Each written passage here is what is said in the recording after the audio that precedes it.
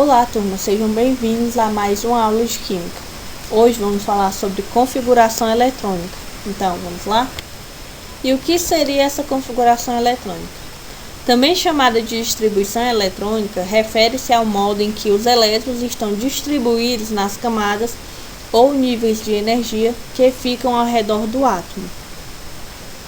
Essa organização dos elétrons em níveis e subníveis de energia ocorreu após o modelo atômico de Rutherford e Bohr, onde mostra que o átomo possui um núcleo com prótons e nêutrons, além de uma eletrosfera formada por várias camadas eletrônicas, com valores de energia específicos para cada tipo de átomo. Aí a gente tem a representação do núcleo, que é essa bolinha, e temos a eletrosfera, ok? Na eletrosfera, vamos ter os elétrons, né? E também essa eletrosfera ela vai ser dividida em outras duas partes, que são os níveis e os subníveis. Essa camada eletrônica, atualmente existem 7 camadas eletrônicas, denominadas pelas letras do alfabeto K, L, M, N, O, P e Q, que constituem os níveis 1, 2, 3, 4, 5, 6 e 7 de energia respectivamente. Então, na imagem a gente tem as camadas, denominadas pelas letras do alfabeto, e temos os níveis com os números de 1 a 7, ok? Ou seja, a gente vai dividir essas camadas em subcamadas ou subníveis, e com isso a gente vai ter níveis e subníveis dentro do átomo. Temos aí uma imagem representando as camadas, o número de elétrons disponíveis nessa camada e os níveis. Na camada K, temos 2 elétrons no nível 1, camada L, 8 elétrons, nível 2, M, 18 elétrons, terceiro nível, N, 32 elétrons, no quarto nível, O, 32 elétrons no quinto nível, P, 18 elétrons no sexto nível e Q, 8 elétrons no nível 7. Em cada camada ou nível de energia, os elétrons eles estão dispostos em subcamadas ou subníveis de energia, onde são identificados pelas letras S, P, D e F.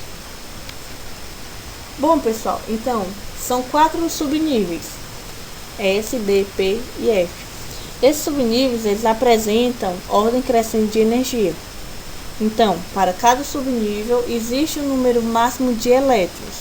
No subnível S temos 2 elétrons, subnível P, 6 elétrons, subnível D, 10 elétrons, subnível S, 14 elétrons. Quando a gente faz a representação, a gente nota que cada subnível ele possui um número determinado de orbitais. Subnível F, 2 elétrons, subnível P, 6 elétrons, subnível D, 10 elétrons, subnível F, 14 elétrons. Cada orbital pode conter no máximo 2 elétrons. E o que seriam esses orbitais? São essas caixinhas onde a gente só pode colocar 2 setas. E notem que as setas uma para cima e outra para baixo. Você não pode colocar na caixinha 2 setinhas para baixo ou 2 setinhas para cima. Sempre tem que ser uma subindo e outra descendo. Ok? A gente sabe-se que cada camada é formada por diferentes subníveis de acordo com o seu número máximo de elétrons. Então, como podemos fazer essa configuração eletrônica? Vocês estão imaginando aí como é que a gente pode fazer? O químico norte-americano Linus Carl Pauli, ele elaborou uma representação que permitiu a visualização da distribuição eletrônica e dos níveis crescentes de energia.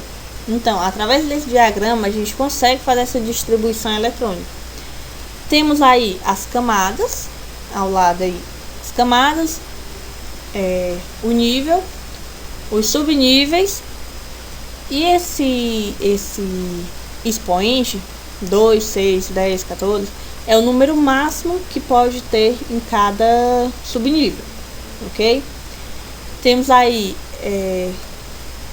o diagrama dele, onde os números grandes são a representação do nível de energia. O S, P, D e F é onde a gente encontra os subníveis, em qual o subnível está. E o expoente 2, 6, 10, 14 é o número máximo de elétrons disponível para cada subnível. Ok? A gente tem aí, ó, a representação desse diagrama, onde a primeira camada só tem subnível S, que é a camada K. A camada L, que seria a segunda, só tem subnível S e P. A camada M, no nível 3, a gente tem S, P, D nos subníveis. A camada N, no nível 4, na quarta camada, a gente tem subníveis S, P, D e F. O mesmo na camada O, quinta camada, que temos S, P, D e F. Na camada P, ou sexta camada, a gente tem S, P e D. E na camada Q, a gente tem S e P nos subníveis. Vocês notam que as setinhas vermelhas, elas descem, certo? Só que quando a gente está fazendo a distribuição eletrônica, gente, isso é bom lembrar, porque se você não fizer a distribuição corretamente, você certamente vai errar na sua questão, ok? Você pode errar uma questão. A gente faz a distribuição eletrônica, notem a seta, ó. A setinha vermelha desce, só que temos esses pontinhos azuis que sobem. Então, quando eu coloco em ordem crescente, quando eu vou colocar em ordem crescente de energia dos subníveis, temos 1S2, 2S2, 2P6, 3S2, 3P6 e assim vai seguindo, certo? Notem que 1S2 está na camada K. Aí a gente desce até a pontinha da seta e sobe pelo risquinho azul para começar pela camada L no 2S2. Aí você deve dizer assim, por que eu não sigo 1S2, 2S2, 3S2, 4S2? Não, gente, a gente tem sempre uma ordem, certo? Abaixo a gente tem onde fica a menor energia, que seria no 1S2, 2S2, e assim ela vai crescendo. Temos a maior energia no SP6, ok? Se vocês seguirem corretamente como está demonstrado na figura, não tem erro, ok? Vamos adiante. Então, como é que eu chego na ordem crescente de subnível de energia? Esse diagrama ele vai permitir visualizar de uma maneira clara como os elétrons estão distribuídos nos níveis, subníveis e camada de valência, ou seja, na última camada. Então, com base nessas informações, quais os primeiros passos para fazer a distribuição eletrônica? Gente, vale ressaltar, é bom lembrar que essa ordem obtida a partir da diagonal do diagrama, aí eu vou ordenando os termos, do menor valor energético para o maior valor energético, né? Então, como é que se dá essa distribuição eletrônica? Quais são os primeiros passos? Vamos lá descobrir juntos. Para realizar a distribuição eletrônica de um elemento através do diagrama de Linus-Pauling, a primeira coisa a se fazer é identificar o número atômico na tabela periódica.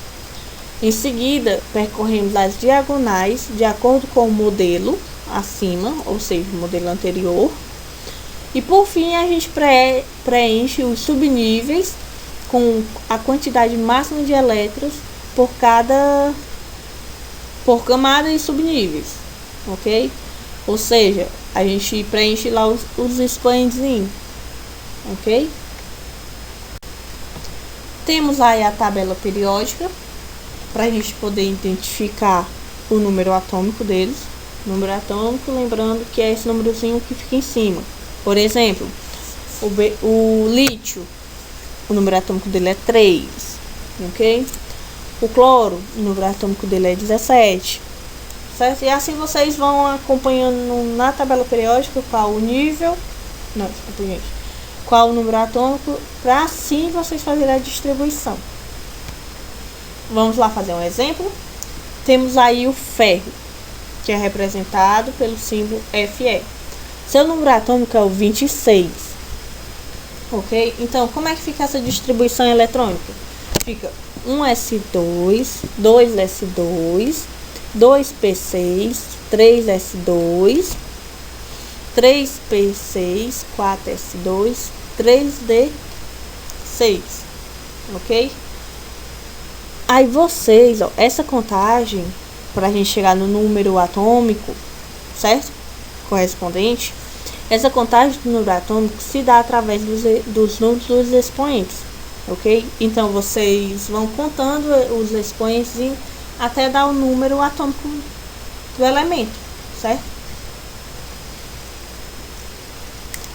Aí temos, de acordo com a distribuição por camadas, temos 2 elétrons na camada K, contem os expoentes. Na camada L, 8. Na camada M, 14 elétrons. E na camada N, 2 elétrons, ou seja, 26, certo? Temos aí mais outros exemplos. O lítio, o número atômico dele é 3. Então, fazemos só 1s2, 2s1. Contando os expoentes, dá 3. Temos o nitrogênio, com o número atômico 7, não é? Aí ele fica 1s2, 2s2, 3p3, por causa que o número atômico só é 7. Então, contando os expoentes, 2 mais 2, 4, 4 mais 3, 7, ok? Temos também o magnésio, com o número atômico 12. Então, vamos, 1s2, 2s2, 2p6, 3s2, certo? Igual a 12. Ou seja, no lítio a gente vai ter a representação só nas camadas K, camada L. No nitrogênio a gente vai ter nas camadas K e L também. E no magnésio a gente vai ter a representação de camadas no K, no L e no M. Certo, gente? Toda vez que vocês for fazer a distribuição eletrônica, é interessante vocês fazerem o diagrama para poder identificar até mais rápido e não ter erro, certo? Bons estudos. Essas são algumas das referências. Foi utilizada Marta Reis, o livro de Marta Reis, a tabela interativa, tabela periódica interativa e Química do Monstro. Alguns vídeos que tem explicando como se fazer essa distribuição eletrônica. Até a próxima.